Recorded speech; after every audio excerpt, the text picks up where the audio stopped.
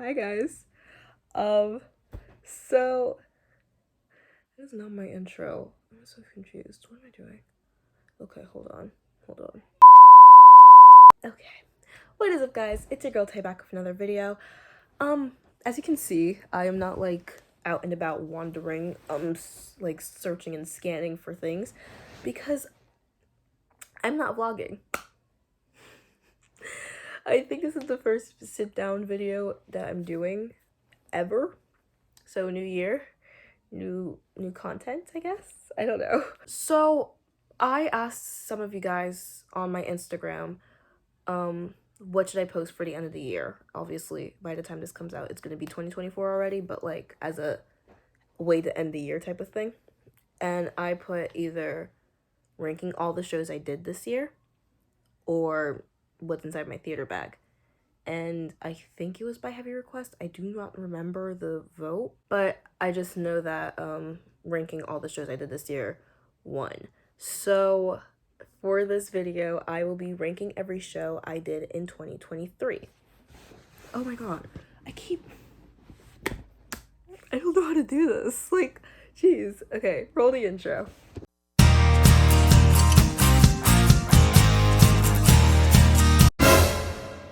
So, just like a rundown of every show I did this year in chronological order. In March, I did, like the beginning of March, I did Addams Family. The end of March, I did Bring It On. And then over the summer in July, I did Percy Jackson. In August, I did my community theater's After Dark Cabaret. In October, I believe. The beginning of October, I did Frog and Toad. The middle of October, I did Spamalot. And the beginning of November, I did Noises Off. I feel like I forgot one of them. I don't think I did. But in total, I did 7 shows this year. And although that's like really heavy, I actually don't know why I feel like I haven't done as much. I'm currently in 4 shows right now, which is insane. So I'll be like vlogging for that. The way I'm gonna be ranking these is based on overall, like the show overall, my experience with it, and like a couple other contributing factors like the music, the dancing, the cast I was working with. So yeah. I hate to do this because like I loved every show I did. Like I seriously did love every show I did, and I was like, I'm really upset that I have to like rank like some of these shows last. So unfortunately, in 7th and last place is Spamalot.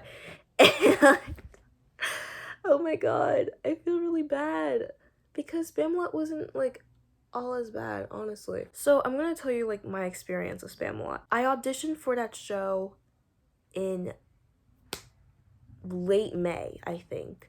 And honestly, I didn't even know if I was gonna get in because I just auditioned for ensemble because it was a hybrid show, but like it was like adults who get like the good parts, I guess, and then teens would get ensemble. Like that was how it worked. So I auditioned for ensemble willingly. That's not something I usually do. But yeah, so I just auditioned for Spamalot so I can like keep my name known at the community theater because I had just started with Bring It On and stuff. So I was like, okay, let me just audition for this show, see what happens, and then I'll get a better experience as well. And we started read through in June, I think. And so we had started from May with the audition process to mid-October with the show. That is 6 months of doing the show. And at first, it was going great. Like, it was fine. Like, I learned how to tap, first of all, because I had no tap experience. I know I'm a theater kid, and I don't know how to tap very well. Do not come at me. But towards the end, and I mean, like, July to September, because at that time I was also doing Percy, and I was also doing the Cabaret, and I was also doing Frog and Toad, and I was doing Spamalot. 4 shows within those 2 months of just rehearsals. I didn't go home. I was at camp from 9 to 3, and then I would go home for like, I don't know, an hour, and then I would go to cabaret rehearsal or Spam-A-Lot or Frog and Toad. Frog and Toad might be in between those as well. And it was so much, and I just like couldn't deal with it. So it was like changing my mindset a little during that time. So that was another thing. And then getting into Tech Week was just, I don't know. I don't know about everybody else's experience. This is my personal experience with it. I'm not putting hate on Spam-A-Lot. I just like, my personal experience from doing all those shows at the time was insane. And I like, mindsets were changed, and it was like, But in the end, honestly, Spam-A-Lot worked. It looked great. Like, it was a really good show. Like, to those of you who are Monty Python fans, that show was amazing. Like, I'm not a Monty Python fan. I was told to watch the movie before I even auditioned for the show, and I did not. And I will not. And I will continue to stand by my word that I will not watch Spam-A-Lot or Monty Python and the Holy Grail, whatever it's called. I don't know. I'm not a Monty Python fan. So, the overall production of Spam-A-Lot, I'm gonna give like a solid 8.5 because it was a good show. I have to admit it was a good show. And, I want to say the overall process, I gotta give, like the process, not the production. I'm gonna say a 7 as well because they were ups and they were downs. But it just balanced out, I guess. Okay guys, so in 6th place, we have my After Dark Cabaret. This is only low because I really shouldn't have been in this show. Like, I loved it, don't get me wrong, but my parents did not know that the cabaret was after dark, and, like, usually, like, the cabarets that they do there is, like, it varies, but this was, like, a more mature audience type of thing, and I was literally, like, the youngest girl in that show. I'm not saying I was the youngest. I was, I think, the second youngest in that show, and, yeah, it was, like, mature audience type of viewers type of thing. Like, personally, the things I was in, it was not as, like, inappropriate as you would think. I did, like, a number from Mean Girls. I was also Persephone in Living It Up on Top, but Living It Up on Top has some, like, suggestive, like,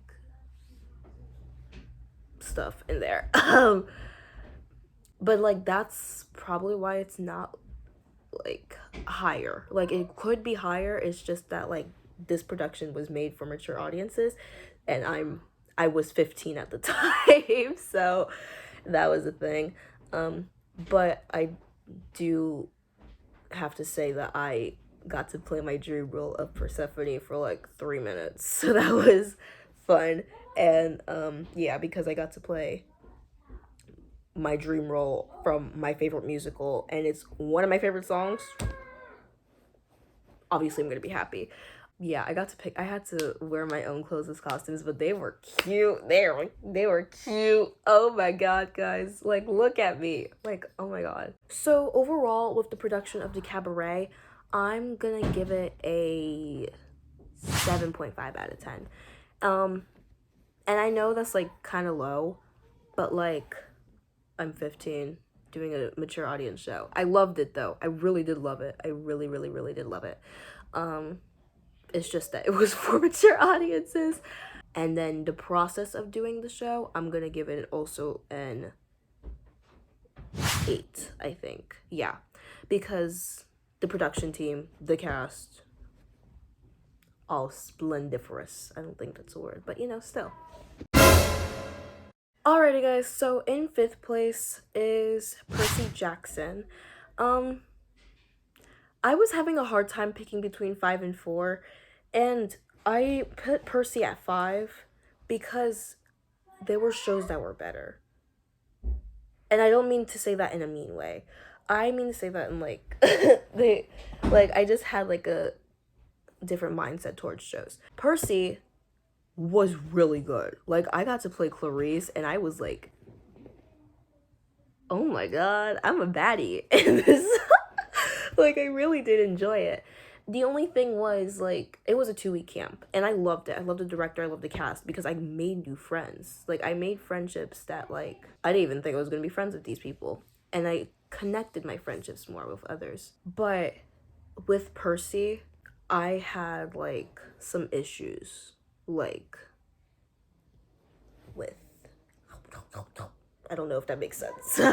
Considering the fact that I was playing Clarice, and Clarice is supposed to be the strong one, Clarice and I are complete opposites through, like, the process of that show. And another thing, I also wasn't, like, I don't know, like, I got into Governor School, but Governor School was the same week as Percy, so I didn't even know I was going to be doing Percy. Like, I ended up turning down Governor School, and then I ended up doing Percy. So, like, I still have no knowledge on Percy Jackson. I've not watched the new Disney show, and I will not watch the Disney show after camp. I think I know what's going on.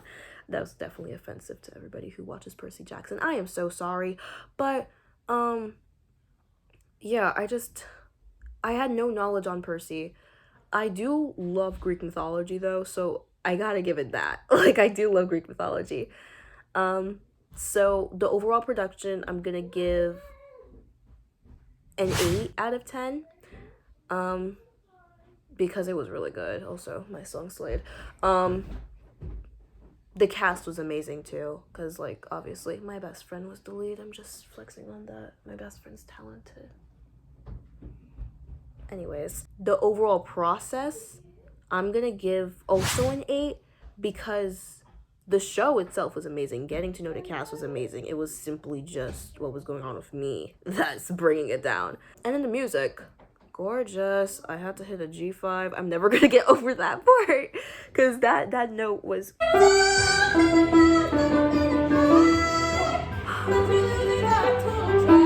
don't know if I'm ever gonna be able to belt again after I hit that G5. Okay, guys, so in 4th place, we have Frog and Toad. I honestly did not think Frog and Toad was gonna be this high when I started, like, basing everything on, like, the list. Or what did I just say? That was not grammatically correct. When I started, like, working on the list, that's what I meant to say. Frog and Toad was directed by my friend Jade. If you guys know Jade, you have seen him in my vlogs. And that was amazing. For a senior project to do that is... what? Just, like, what? That was amazing. The only thing is, since my Sweet 16 was on one of the show nights, I only got to perform one of the nights of the 2 nights that we did it.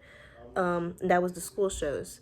And I was supposed to perform twice with those school shows, but I ended up passing out in between my first and second show. So I had to go home, and I did not get to perform the second time. Which kind of sucked, because I was really, like, excited to perform in this show, and I only got to perform one time of the one day I was supposed to perform, which kind of sucked. But I really did love the show. The costumes, by the way, I was in love with those costumes. My inner child was literally brought back with this show, because, like, I was just reminiscing about, like, being a kid again. Like, I don't know why. I just, like, doing that show was, like, so...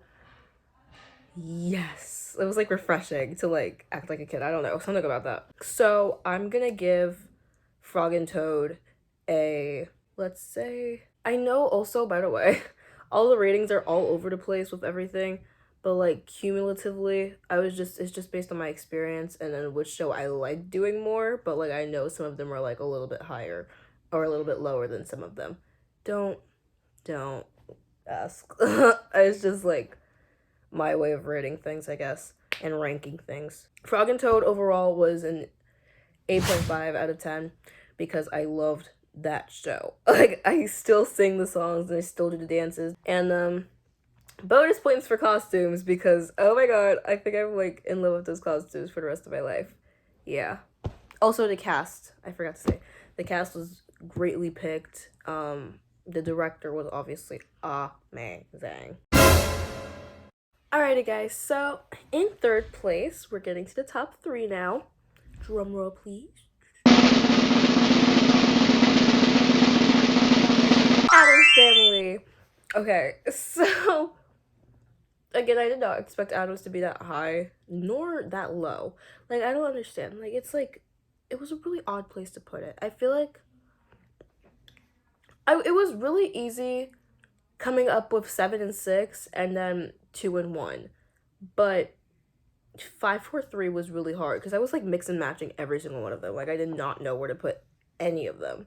It was just based on like my personal experience. So Addams Family was the first time I ever got to do a dream show, and that was really, really exciting. And me with dream shows, I don't necessarily care who I get as long as I'm not just ensemble. So I ended up getting the Flapper Ancestor, and I wasn't mad about that. Like, I auditioned for Morticia on Wednesday, and I was like, whatever.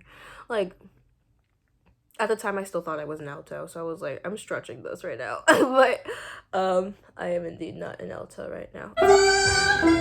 I really did enjoy doing the Addams Family because that was my first musical at my high school. It was really exciting. Like, I didn't like know how they worked, but like I was like, oh my god, this is fun. And I loved doing it.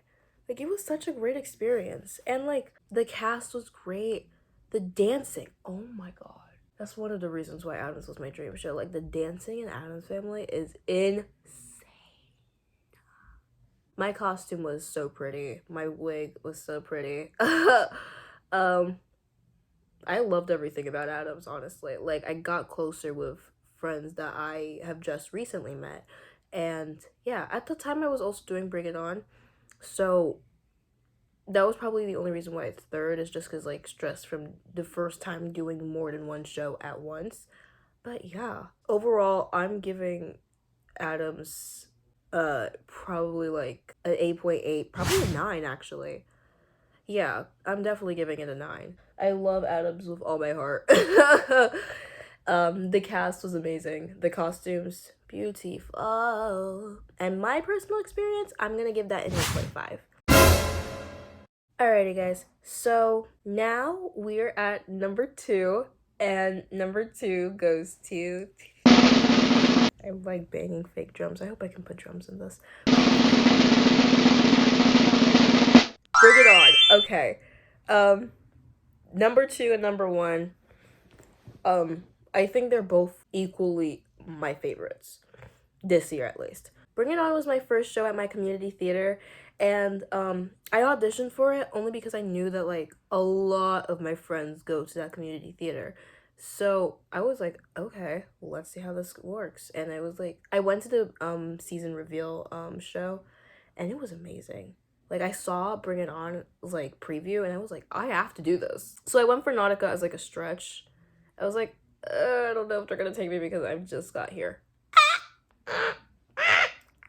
That's where I grew closer with all my other friends as well, who like go to the Everett. And now I have friends outside of school for like the first time in like years. Like, I haven't had friends outside of school in so long.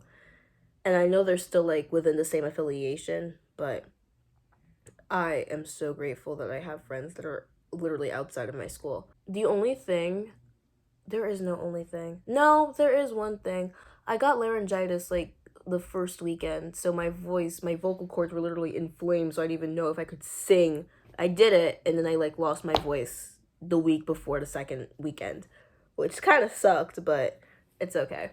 So overall, I'm giving Bring It On 9.5 because I always want to go back to Bring It On. It's amazing. I love that cast. I want to go back. I really do. And then I think I'm gonna give my personal experience a 9 because I met my best friends there. So,